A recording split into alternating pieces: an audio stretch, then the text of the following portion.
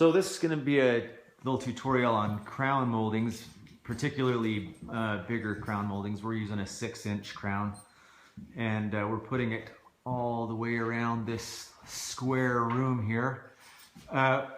So I've measured all of the lengths, and one thing that I like to do to keep things consistent and to make sure that we're doing a nice job is we put these marks here all around this. And the way that we determine that is we determine the standing height of the crown when it's actually going to be sitting up here, and determine how far down from the ceiling the bottom of the crown will reach. And then I make a little block that's that width. In this case it was 4 1/8 inches.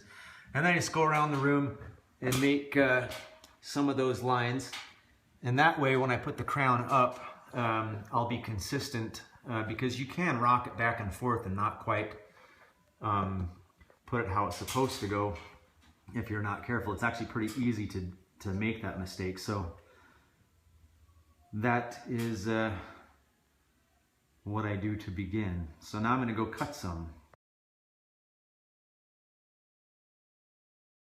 Okay, so there's a couple of different ways to cut this big crown that is too tall really to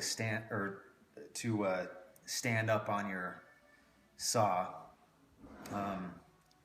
and cut, but I'm going to cut this using a compound miter. And so I've written down here, this is 45-degree crown, meaning the bevels on the back of these, both bevels off of the back, are at 45 degrees.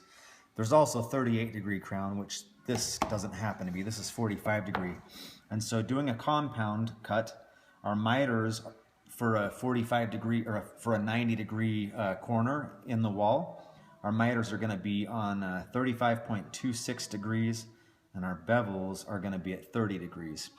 So yeah, so then come around here. If you were able to stand the crown up and cut it, you would simply stand the crown up on your fence, and you would check that it's lying flat against the fence there, and also flat on the table of your saw, which is how it's going to lie on the wall and on the ceiling. And then you just, turn your miter to 45 degrees and cut there. And when I'm going to do that, I'll actually take and mark on my saw with a pencil where this is supposed to sit. See, I've got a pencil mark there, and so I just push it up to there so I don't have to spend a lot of time making sure I've got it standing up the correct way. I've also got it back here at the other 45. So again, it helps me be consistent in my cuts and my joints, and it makes it a little more efficient, so I don't have to spend a lot of time rocking this crown back and forth and hoping that I'm in the right place. But again, this crown is a little bit bigger than I like to stand up on my saw fence, and so I'm going to have it lying down, and we're going to do compound cuts.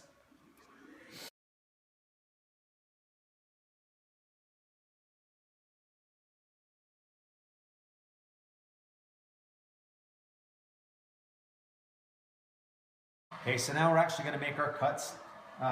In order to lay this over on the bevels that it needs to, I'm going to remove my saw fences. I'm going to pull those out and get them out of the way.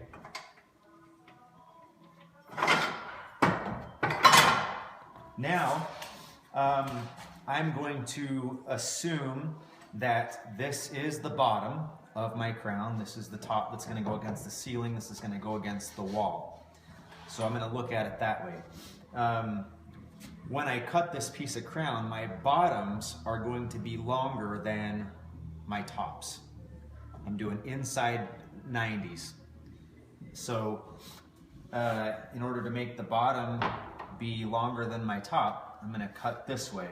So again, my miter on this compound cut is going to be 35.26 degrees. My saw doesn't have that exactly, but it has 35.3. I'm just going to go to that and stop. Then I'm going to lay my bevel over, to 30 degrees.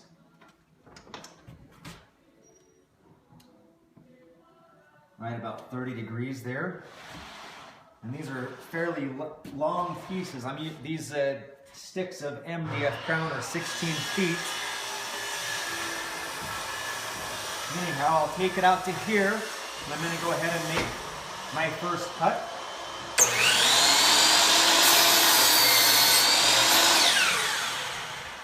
So now I'll pull my measurement. I'll switch this around. I'll turn my miter that way and the bevel the other way, and make my cut, and we'll meet you in the other room for the install.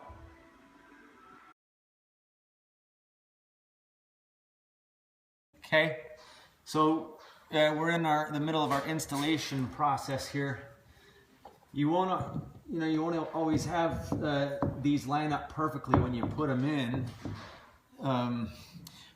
But what I've done is this piece here was nailed on pretty good over to about this point, and then we just put this other piece on into it, and we nail it off so it'll hold itself. And then I'll come over, I'll get me a little beading block, something to kind of lovingly tap the pieces into place without damaging them.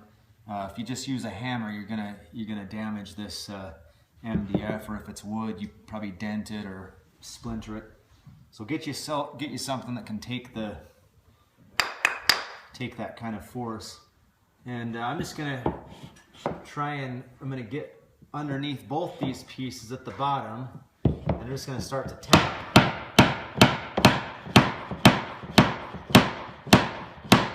tap them up until they come into place like that. This one here is sticking out just a little. So I want to make room for this one.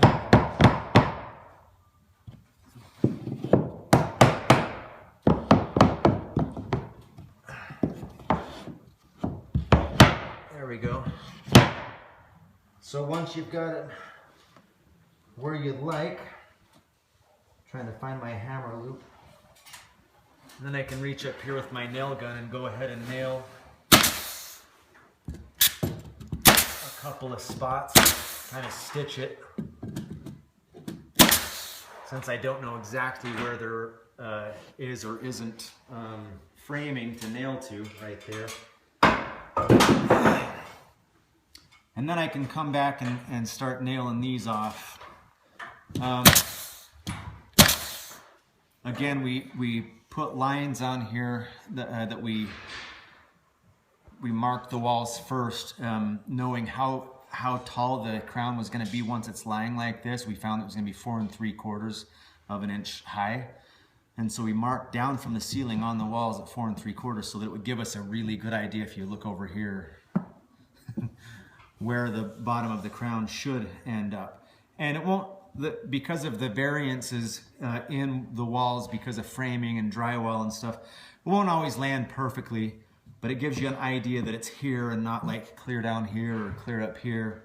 And anyways, you end up with a nice joint in your corners, and the painters will thank you when they come along to caulk and paint and made their job easy. And anyway, that's how it's done. Thanks for watching.